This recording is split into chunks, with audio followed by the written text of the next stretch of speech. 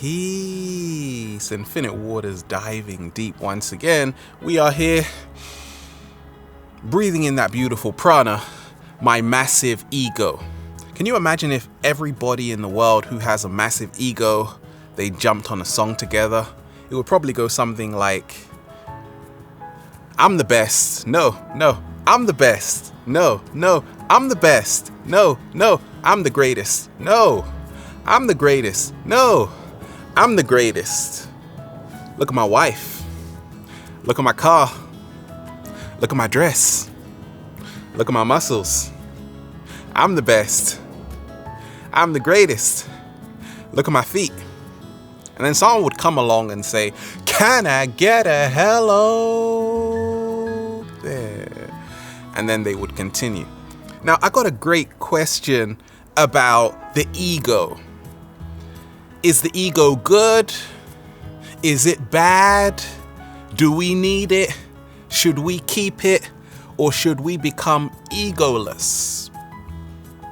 Let me share with you what's helped me along my journey, lessons learned about the ego, signs that my ego is getting bigger, also how to know if your ego is getting bigger, or how to grow an even bigger ego, or how to lose your ego. Okay, let's go into it. Now, growing up, I was always thinking that the ego was a bad thing, right? You've got some monk somewhere meditating, and their desire is to have no desire. But you see, even the desire to have no desire is still a desire. Okay, work with me. So the ego says, I see all of this chocolate cake. I'm hungry. I want to eat it. The heart says, don't do it. Don't do it. Oh no, you've just eaten all of it. Right? And then the next day you can't get up. So the ego can get you into a hell of a lot of trouble. Now, ego says, oh, I see all of those juicy strawberries over there. The heart says, go for it, eat it. And the ego says, don't worry, I just did.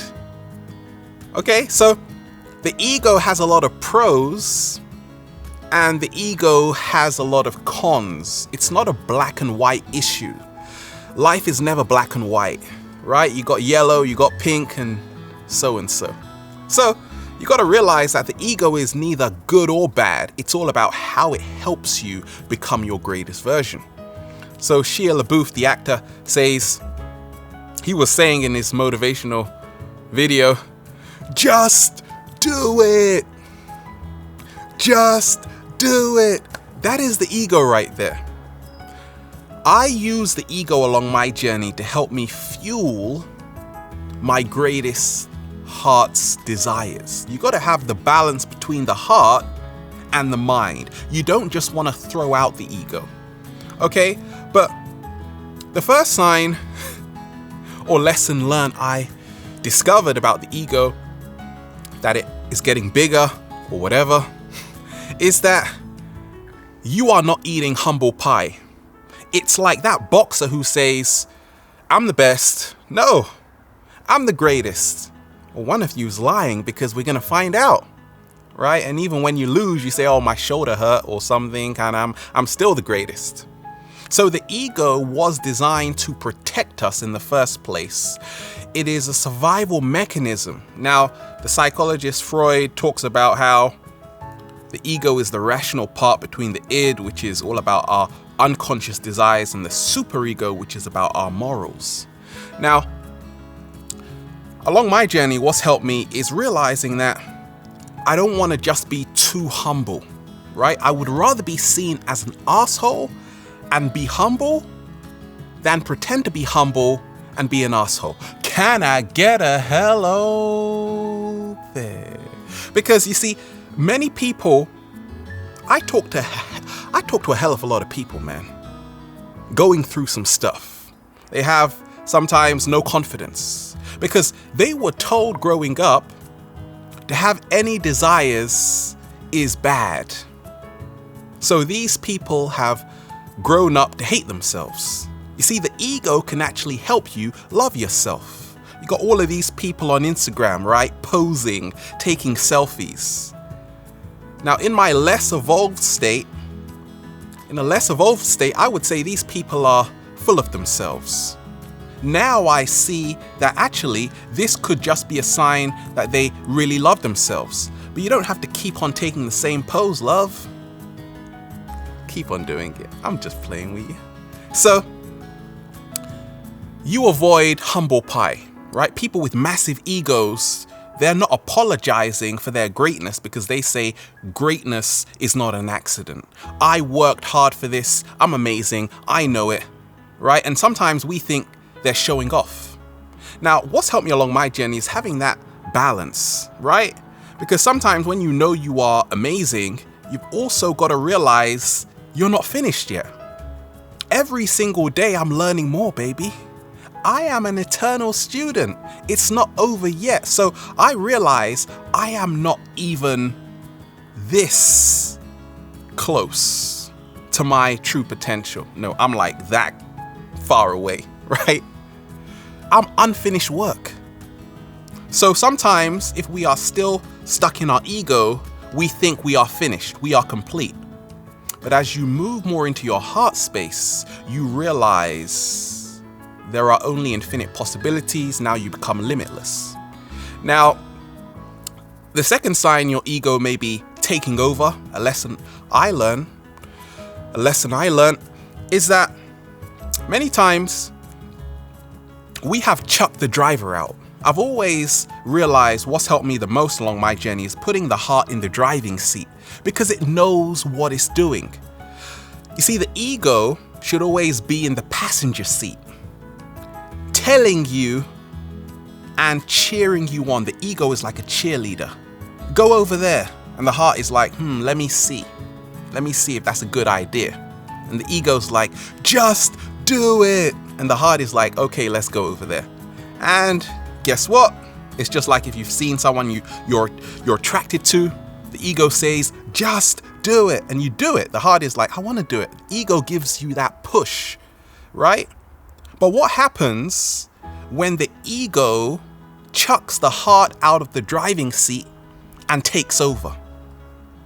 Okay, and it's happened to me a few times along my journey. I'm not perfect. I'm not no saint, right? You got to be very careful the ego doesn't get its hands on the steering wheel. Because my oh my, you don't even know where you're going to end up. Can I get a hello there? You see, the heart is very yielding. The ego is all about control. And that means when you are living more in your ego, you are not in your true authenticity 100%. When you are in your heart space, you are always in your authenticity. The secret is using, once again, the encouragement from the ego to fuel your true heart's desires. Okay, and the third lesson I learned, if you want to know if your ego is taking over or not, you've got to realize that, are you wearing the mask all the time? Okay, a lot of us, we go to work, we actually feel we are the role we play in society. So some people say, I'm a psychologist, I'm a counselor. Who says that, right? I'm a doctor, I'm a lawyer. No, you're not. Okay, this is just the role you're playing. You see, what happens when we think what we do is who we are? What happens when we say, I'm Spanish, I'm Russian? You now create separation. You see, the ego is all about separation because the ego never sees the bigger picture. Only the heart can do that. Can I get a hello there? Don't ask me where I'm from. I'm a planetarian. That means I am all races combined into one. Can I get a hello there? So you've got to realize that only the heart can show you the bigger picture, right? What happens though when we're wearing this mask all the time? We now confuse the mask with who we actually are. That's why a lot of people who may be full of themselves, so-called, right? They now get stuck because they're not willing to realize they are so much more than that. It's like that song, I Am Not My Hair, India Irie. Right? I am not my hair. No, of course I'm not my hair, because I can shave it off and I'm still here. So you got to be really careful about your external appearance and how you make it define who you really are. Many ancient cultures, the reasons why a lot of monks and priests would say the ego is bad is because the ego was an illusion. Separation is an illusion. The only truth is unity, oneness. Can I know? We're not doing that right now. Okay, so if we go on to the fourth sign, what helped me was that when we see people with massive egos, we say, oh, who do they think they are? Because we've been programmed to shut up. You're growing up, right? You're in class and you're doing some exercise and you say, Miss, I don't want to do it anymore. And she says, excuse me? And you say, I don't want to do it anymore. I'm not doing it. And she says, get out of the class. And then the heart tells you, look what you've done. It's all about letting go, ego. And then the ego says, well, guess what? We got a day off tomorrow. Now you can really let go. Can I get a hello there? Right? So the ego can be an ally. You got to know how to use the ego and when. You see, a lot of people who were called troublemakers, who are called renegades, models, powerful people, powerful men, powerful women, we see them as having a big ego because they love themselves 100%. But do you know what happens if you don't love yourself 100%? A lack of self-love is the root of all suffering. I always, as a psychologist, I always tell people that I'm counseling to love yourself 100%. Why? Why? Because it stops anxiety. Why? Why? Because it stops depression. It prevents it. It helps you form that intimate relationship with yourself. Okay? So you've really got to realize that you don't want to be too vulnerable. No. Let me say that again. You want to be vulnerable. That's better. Okay? Many times, if your ego is growing bigger, you are afraid to be vulnerable.